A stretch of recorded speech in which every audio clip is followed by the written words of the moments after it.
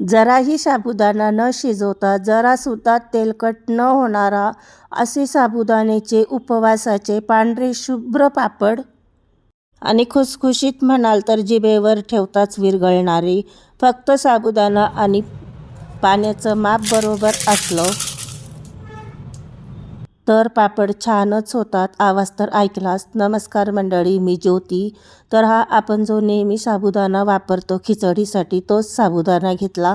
वजनाने घ्या किंवा वाटीने घ्या, पण वजनाने जरी घेतलं ना तर एखाद्या वाटीचं किंवा भांड्याचं माप करून घ्यायचं.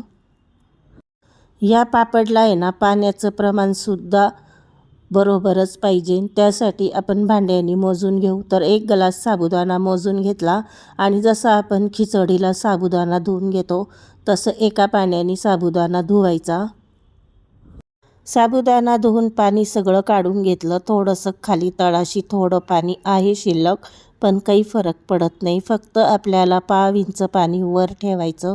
साबुदाणा पाण्यात बुडेल इतपत आपल्याला पाणी टाकायचं आहे. जसं खिचडीला आपण भिजवतो ना, अगदी त्याचप्रमाणे आपल्याला साबुदाण्यात पाणी टाकून भिजायला ठेवायचं.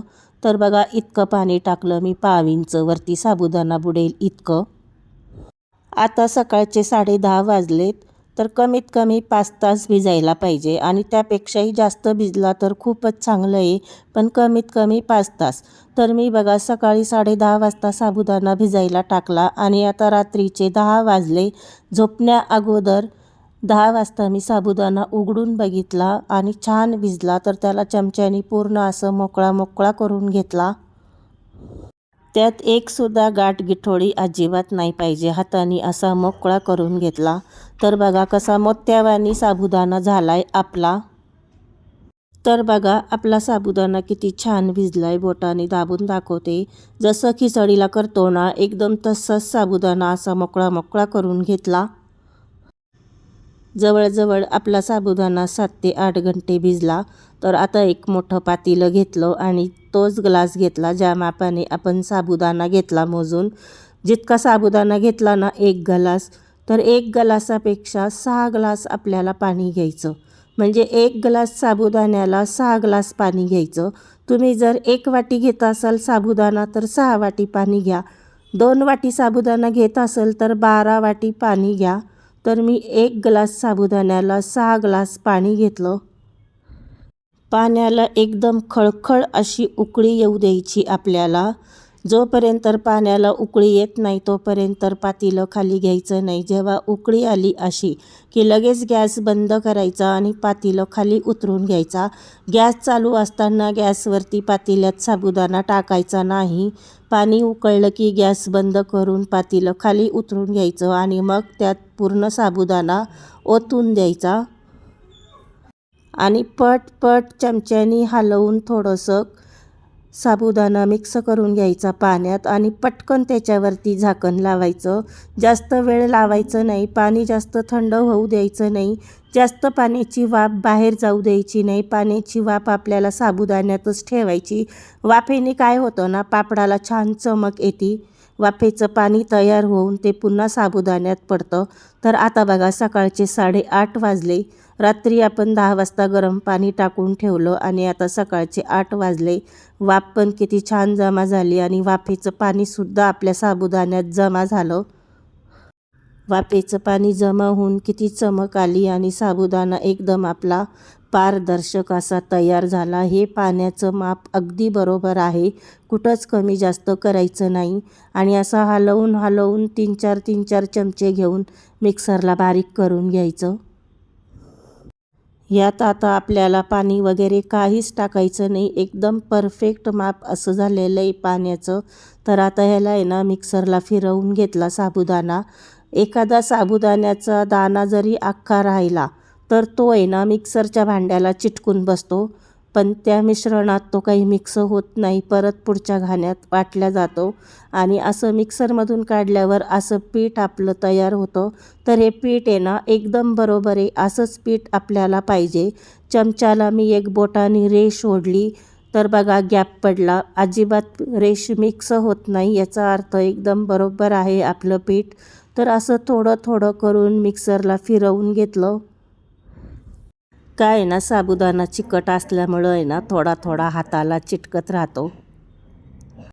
तर मंडळी, साबुदाण्याच्या पापडची रेसिपी जर तुम्हाला खरंच आवडली असेल तर व्हिडिओला लाईक करा, चॅनलला सबस्क्राईब करा. तर असं करून मी थोडं थोडं पीठ असं वाटून घेतलं. पण आता काय होतं आहे, पातेलं आपलं थोडं छोटं पडतं आहे. तर जे मोठं पातेलं आहे ना तेच मी रिकामं करून घेतलं. दुसऱ्या पातेल्यात तो साबुदाणा वतून घेतला आणि ह्याच पातेल्यात आपण साबुदाणा भिजवलेला होता रात्रीचा. तर हेच पातेलं रिकामं करून ह्याच्यात मी सगळं मिश्रण असं थोडं थोडं करून पूर्ण साबुदाणा वाटून घेतला. तर बघा, 1 ग्लास साबुदाण्यामध्ये अख्खं पातेल्याला थोडं भरायला कमी आहे पीठ, इतकं पीठ आपलं तयार झालं. चवीपुरतं मी मीठ टाकते. तुम्हाला जर जिरे चालत असतील तर जिरे टाका. लाल तिखट चालत असेल, म्हणजे लाल तिखट टाकायचं असेल तर लाल टाका, किंवा मग हिरवी मिरची मिक्सरला बारीक करून टाका. तर जिरे आहे ना माझ्या इथं चालत नाही उपवासाला, त्यामुळं मी काही जिरे टाकत नाही. आणि आता मीठ टाकून मी हलवून घेतलं छान. पुन्हा एकदा रेष ओढून दाखवली तर बघा, आपली रेष मिक्स होत नाही, दोन्ही लाईनी एकत्र होत नाही. आपलं पीठ अगदी बरोबर आहे, पाण्याचं माप अगदी परफेक्ट आहे. कधी पहिल्यांदा जरी केले तरी चुकणार नाही किंवा फसणार नाही. पापड असे छानच बनतील. तर इथं एक प्लॅस्टिकचा कागद हातरून घेतला. घरातच मी पापड टाकून घेते. चमचा जरा मोठा आहे त्यामुळं मी अर्धच घेते चमचा. तर आहे ना, पापड सुरुवातीला थोडे 2-3 मोठे झाले, पण नंतर मी बारीक केले आणि थोडे जाड ठेवायचे. हे पापड आहे ना किलोनी करा, एक माणूससुद्धा करू शकतो. दुसऱ्याची मदतीची गरज नाही आहे, कारण पीठ काही थंड होण्याचा प्रश्नच नाही आहे. आपलं पीठ थंडच आहे. आणि पापड आहे ना थोडे जाडसर ठेवायचे, एकदम पातळ नाही करायचे, कारण ते सुकल्यानंतर आहे ना पातळ होतात पापड. तर असं करून आहे ना पूर्ण पापड मी करून घेतले. 1 ग्लासमध्ये आहे ना 103 पापड तयार झाले आपले. फक्त अर्धा तास लागले मला मिक्सरमधून काढून तर पापड टाकण्यापर्यंत. अर्धा तासामध्ये झटपट आपले पापड तयार झाले. तर ह्याला आहे ना आज दिवसभर आणि रात्रभर फॅनखालीच मी सुकवून घेतले. आणि दुसऱ्या दिवशी सकाळ झाली तर आता मला आहे ना उन्हात ठेवायचे नेऊन. तर आता पन्नीवरून कागदावरून काढून घेते प्लास्टिकच्या. आणि बघा, 2 दिवस मी उन्हात सुकवून आणले पापड. तर इतके पापड आपले 103 पापड. आणि पापड किती पारदर्शक झाला की आपले पाठीमागच्या हाताचे बोटंसुद्धा दिसतात. इतकं म्हणजे आरपार दिसतं. इतके छान आपले पापड तयार झाले. किती जाड केले होते पण सुकल्यानंतर किती पातळ आले ना. आणि उपवासाचे पापड आहे ना तर थोडे आहे ना साईज मी छोटीच ठेवली होती, म्हणजे कोणी आलं पाहुणा की पटकन आपल्याला कोणाला उपास असलं की तळून द्यायला असा एक एक पापड प्लेटमध्ये द्यायला बरा वाटतो. त्यामुळं मी छोट्या साईजचे केले. आणि तांदळाचे पापड मोठ्या साईजचे असतात. तर बघा, तेलात टाकल्याबरोबर कसे पांढरे शुभ्र आणि पटकन वरती आले. आणि छान जाळी पण पडली, म्हणजे जाळी सांगते की पापड आपले किती खुसखुशीत झालेत ते. तर आहे ना आता मी फक्त 5-6च पापड तळले, जास्त नाही तळले. किती कुरकुरीत झाले. आवाज तर ऐकलाच ना मंडळी. ही रेसिपी आवडल्यास व्हिडिओला लाईक करा. धन्यवाद.